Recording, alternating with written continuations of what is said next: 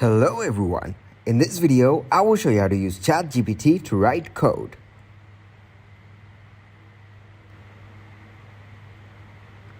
First of all, open OpenAI in a web browser. Click the Login button. From here, tap on ChatGPT. From example, you can see what type of questions you can ask here. Then click on one of the examples to search. As you can see, ChatGPT is giving the detailed answer or your searched question.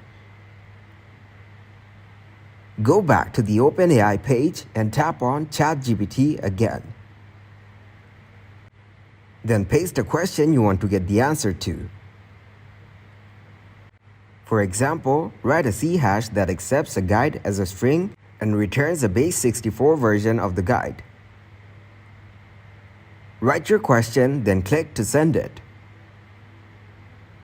Then you can see it provides you with the code of your asked question.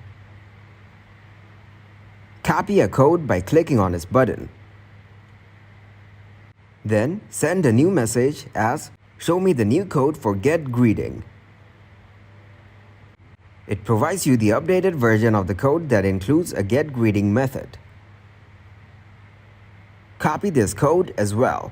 Scroll up and see how it answers all of your questions in seconds.